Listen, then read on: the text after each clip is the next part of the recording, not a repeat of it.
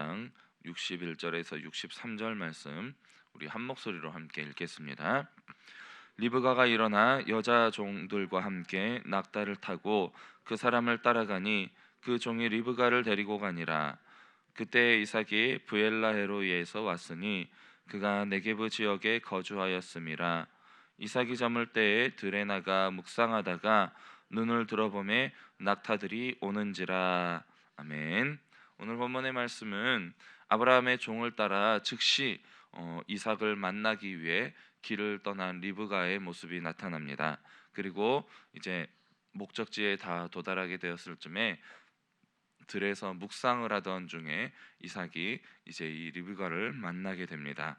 그리고 종의 모든 이야기를 다 전해 들은 이삭이 리브가를 아내로 맞이한 이후에 어머니의 장막으로 돌아가서 리브가를 통해서 위로를 얻게 되었다라는 이야기입니다.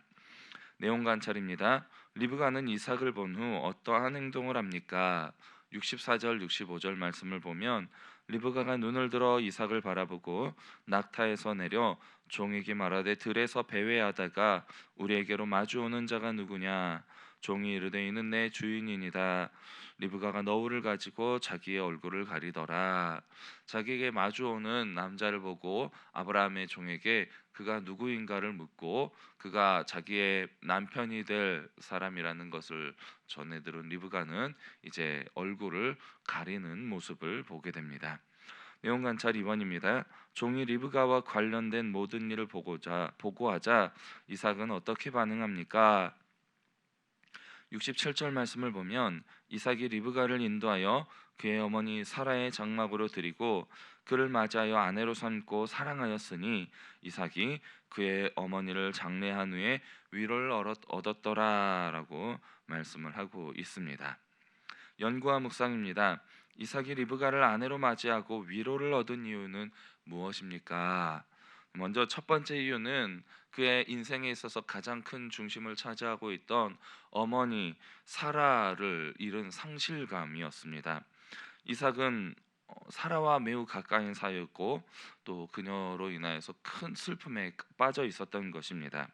그런 사라의 장막으로 자신의 아내 될 리브가를 함께 들어가서 이제 함께 거하게 된 것은 이제 그 가정의 중심이자 자신의 큰 부분을 차지하였던 리브가 사라 어머니 사라를 잃은 슬픔이 이제 새로 얻게 된 이 아내 리브가를 통하여서 그 상실감이 채워졌다는 것을 이제 보여주는 것입니다.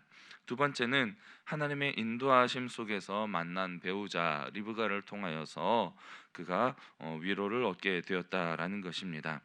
리브가와의 만남은 단순한 남녀의 만남이 아니었고 먼저는 아브라함의 종의 기도의 응답이었고 두 번째로는 리브가의 즉각적인 순종 그리고 세 번째로는 이삭의 기도 이 세 가지의 조건이 충족되어진 아름다운 하나님의 섭리 속에 이루어진 만남이었다라는 것입니다. 이 만남은 하나님의 뜻 안에서 이루어진 관계였기 때문에 이삭에게는 결혼을 넘어선 단순한 만남이 아니라 하나님의 위로와 축복을 통한 회복의 시간이 되었다라는 것을 깨닫게 됩니다. 세 번째는 사랑을 통한 회복이 그에게 주어지게 되었다라는 것이죠. 성경은 우리에게 보여주기를 그를 사랑하였으니 위로를 얻었다라고 말씀을 하고 있습니다. 이는 리브가와 이삭의 단순한 동거가 아니고 사랑의 관계 속에서 이삭의 마음이 회복되게 되었음을 보여주는 표현이라고 할 수가 있을 것입니다. 리브가의 겸손과 즉각적인 순종 그리고 하나님의 뜻에 순종하는 이러한 태도는 이삭에게 매우 깊은 안정감과 기쁨을 주는 모습이었다는 것입니다. 이삭의 위로는 결국 하나님의 섭리 가운데에서 주어진 사랑과 동행의 선물이었다는 것입니다. 어머니를 떠난 상실의 아픔을 겪고 있던 이삭에게 하나님은 이 리브가라는 여인을 통해서 새로운 시작과 회복을 허락해 주셨다라는 것을 우리는 볼 수가 있는 것입니다. 느낀 점입니다. 결혼은 하나님의 섭리 안에서 이루어지는 언약의 계성임을 보고 무엇을 느낍니까? 이삭과 리브가의 만남을 통해 결혼이 단순한 남녀의 선택, 인간적인 선택이 아니라 하나님의 섭리와 하나님의 언약이 이어지는 신성한 만남이라는 것을 우리가 느낄 수 있을 것입니다. 첫 번째로는 결혼은 하나님의 언약이 이어지는 통로라는 것입니다. 이삭과 리브가의 결혼은 아브라함에게 주어진 하나님의 언약, 즉 큰 민족을 이루고 복의 근원이 되리라는 하나님의 약속이 다음 세대인 이삭을 통해서 이어지게 되는 결정적인 연결고리라고 볼 수가 있습니다.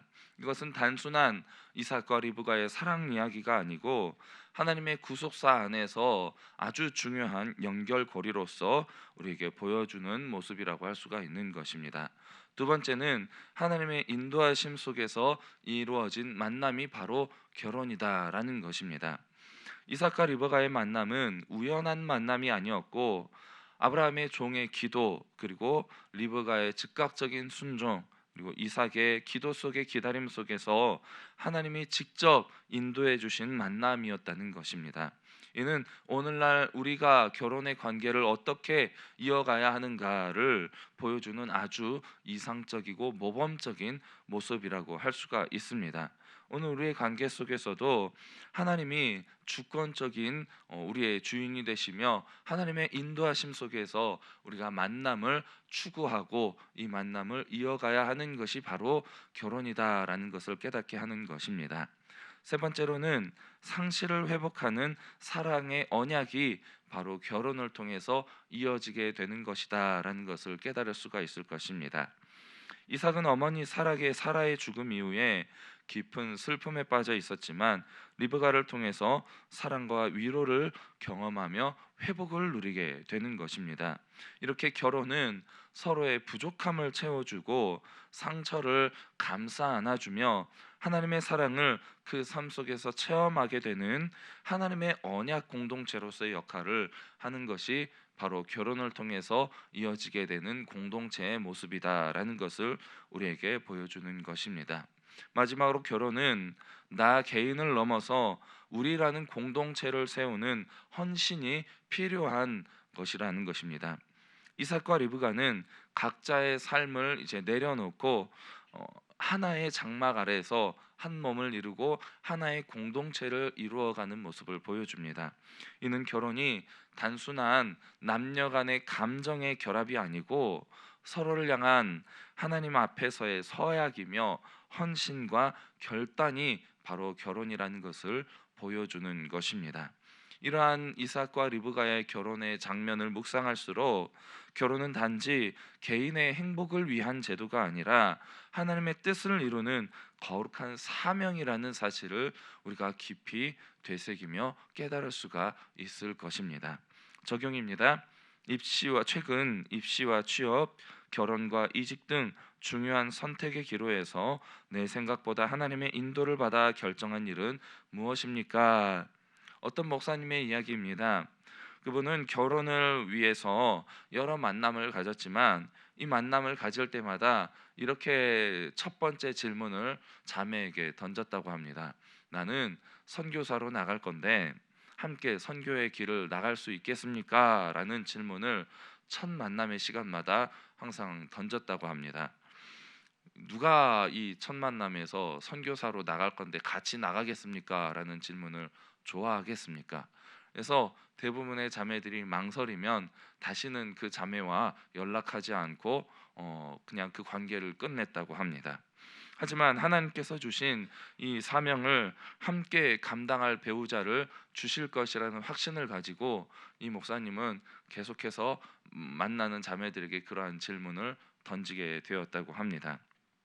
그러던 중에 우연찮게 몸담게 된 선교 단체를 통하여서 한 자매를 만나게 되었고 역시나 그 자매에게도 똑같은 질문을 던졌다고 합니다.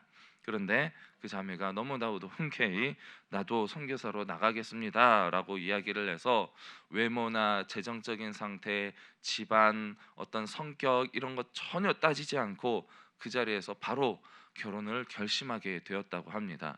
그래서 그 자매와 함께 결혼을 해서 자녀를 셋이나 낳고 건강하고 행복하게 사명을 감당하며 살아가는 중이라고 합니다. 결단입니다. 내 계획보다 하나님의 섭리를 신뢰하며 지체 없이 순종하기를 위해서 무엇을 실천하겠습니까? 우리는 늘 기도를 하죠. 기도할 때에 나의 소원을 이루기 위해서 하는 기도가 대부분일 것입니다. 그런데 지금부터라도 기도의 방향을 바꾸어서 하나님의 뜻을 묻는, 하나님의 뜻을 먼저 묻는 기도를 하나님께 올려드렸으면 좋겠습니다. 우리가 늘 평소에 기도로 훈련되어서 성령님의 인도하심에 민감하게 반응하며 또 하나님의 말씀과 하나님의 응답이 주어지게 될 때에 우리가 즉각적으로 순종하는 삶을 살아가기를 애쓰는 그러한 기도의 훈련이 우리가 평소에 되어져야 할 것입니다. 63절 말씀을 보면 이삭이 저물 때에 들에 나가 묵상하다가 눈을 들어보매 낙타들이 오는지라 라고 말씀을 하고 있습니다. 이렇게 아브라함과 이삭과 야곱에 대한 이야기가 나올 때에 들에 나가서 묵상하더라 라고 말을 하면서 기도하는 모습을 보여주는 것은 이삭밖에 없습니다. 이러한 이삭이 늘 기도의 훈련을 통하여서 그 기도의 응답으로 눈앞에 하나님이 주신 여인을 만나게 되었을 때 즉각적으로 순종하며 자신의 장막으로 들여서 큰 위로를 얻게 되었던 모습을 우리가 기억하며 늘 기도하며 하나님의 뜻을 묻기에 힘쓰는 기도의 일꾼이 되어야 할 것입니다. 두 번째로는 하나님의 주권을 인정하기를 힘쓰는 것입니다. 순종은 어디에서 비롯되는 것입니까? 바로 하나님이 나의 삶의 주인이라는 것을 인정할 때에 우리는 하나님의 말씀에 순종할 수가 있습니다. 하나님의 말씀에 순종하지 못하는 이유가 무엇입니까? 하나님이 내 삶의 중심이 아니고 내 삶의 주인이 나이기 때문에 하나님의 말씀보다도 내 생각과 내 뜻이 앞서기 때문에 우리가 하나님의 말씀에 순종하지 못하는 것입니다. 우리가 하나님의 말씀에 순종하기 위해서 가장 중요한 것은 내 자신을 낮추고 겸손하게 하나님의 주권을 인정하는 것에서 우리가 순종의 삶을 살아가는 것이 시작되는 것을 기억하시며 오늘도 우리의 삶의 주인이 하나님이심을 기억하시며 하나님의 주권을 인정하는 삶을 살아가시기를 바랍니다.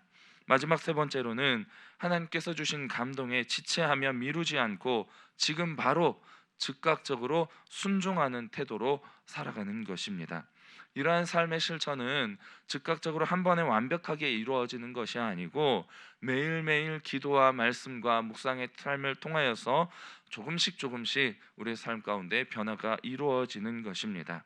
그렇기 때문에 오늘 하루도 하나님의 인도하심 속에서 순종의 삶을 통해 하나님의 뜻을 이루어가는 거룩하고 복된 형통한 삶이 되시기를 주님의 이름으로 간절히 축복합니다. 이 시간 주신 말씀을 기억하시며 드리는 기도 제목을 가지고 함께 마음을 모아서 기도하기를 원합니다. 첫 번째로 우리 인생의 주권이 하나님께 있음을 인정하고 겸손한 삶을 살게 하소서. 하나님의 섭리를 신뢰하며 지체 없이 하나님의 인도에 순종하는 삶을 살게 하소서. 7월 집중 기도 제목입니다. 성도들이 간절한 기도와 눈물의 헌신으로 교회가 새롭게 되게 하소서. 리모델링의 모든 과정이 하나님의 은혜 가운데 진행되게 하소서. 우리 주여 한번 부르고 기도하겠습니다.